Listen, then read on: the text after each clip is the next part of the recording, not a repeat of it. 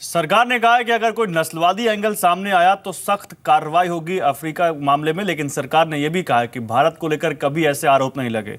तो जो भी हो, अफ्रीकी नागरिकों पर 3 अलग अलग हमलों के बाद एक घटना ऐसी भी सामने आई जिसमें अफ्रीकी नागरिकों ने कैब ड्राइवर की पिटाई की है।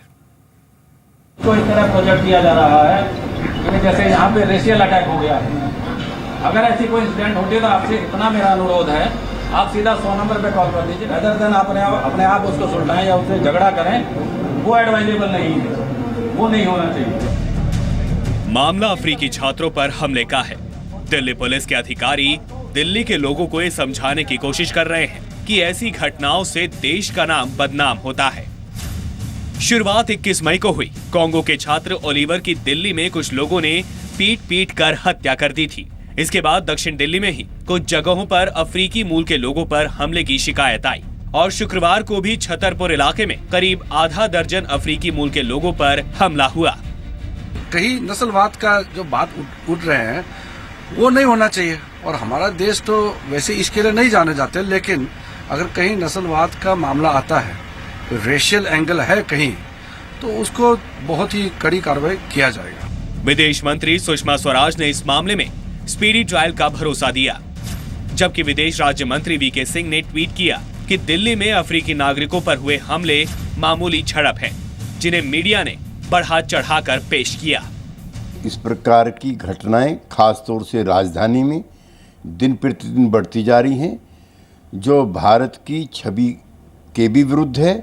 इसलिए मीडिया को दोष देने के बजाय पुलिस प्रशासन को चुस्त दुरुस्त करना चाहिए। सारे जो अफ्रीकन कंट्रीज़ हैं उनके एम्बेसडर इस मामले को लेकर काफ़ी गंभीर हैं, और ऐसे वक्त में इस तरह का बयान देना एक राज्य मंत्री को शोभा नहीं देता है। मीडिया खबरों की निर्मिती नहीं करता, मीडिया हत्याएं नहीं करता, मीडिया घटनाओं को जन्म नहीं देता, मीडिया रिपोर्ट करता है। और मेरा मानना है कि वीके सिंह साहब मीडिया की जो पूरी डेमोक्रेटिक न्यूएंस है इसको समझ नहीं पा रहे हैं। अफ्रीकी मूल के छात्रों ने भी ऐसे हमलों का विरोध किया है।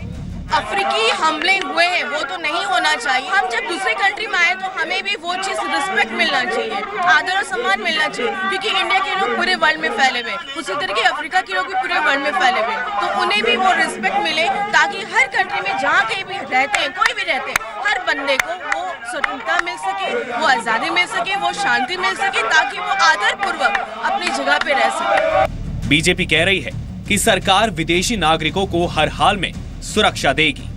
जो भी हमारे यहाँ बाहर से आए हुए लोग हैं, उनको भारतीय परंपरा है कि कभी भी उन पर हमले नहीं हुए हैं। जो भी छिटपुट 1-2 इस तरह के इंसिडेंट आए हैं, उसका संज्ञान विदेश मंत्री जी ने, गृह मंत्री जी ने लिया है, और उनकी पूरी हिफाजत की गारंटी हम लोगों ने दी है।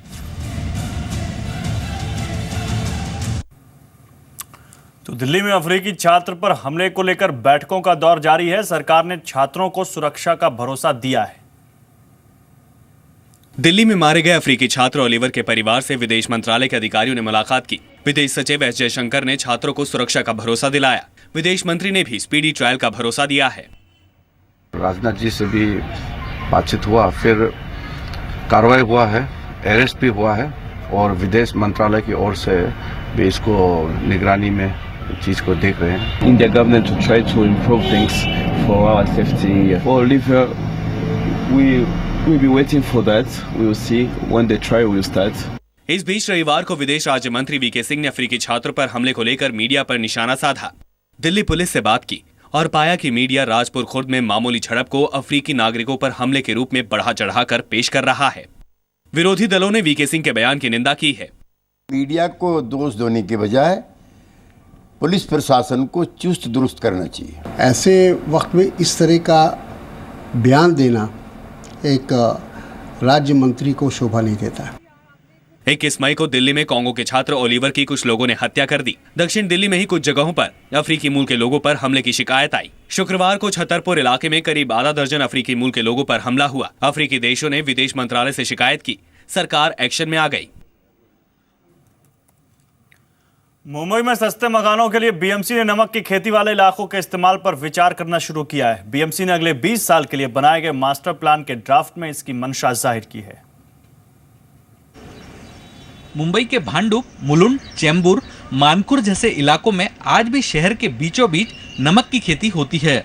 बीएमसी ने 20 साल के लिए पेश किए ड्राफ्ट मास्टर प्लान में नमक की खेती वाली जमीनों के इस्तेमाल की योजना बनाई है।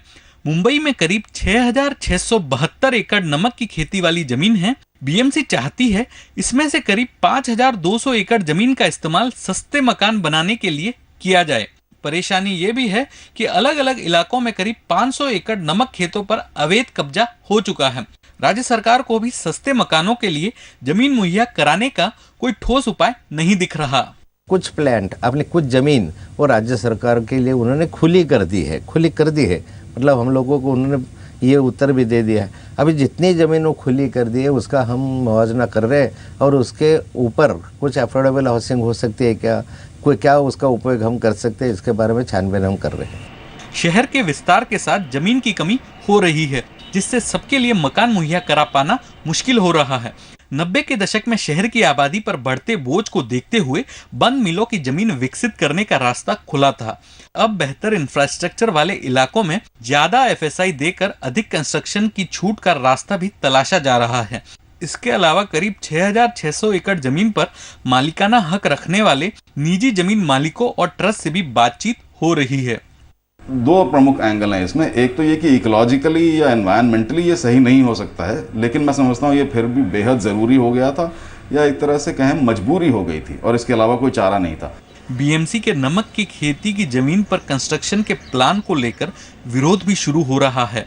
कई संगठन मानते हैं कि ऐसा करना शहर में तबाही को न्योता देना जैसा होगा। अनुराग शाह, जी मीडिया, मुंबई। तो आज की बड़ी खबर में बस इतना ही। आप देखते रहिए जी बिजनेस। नमस्कार।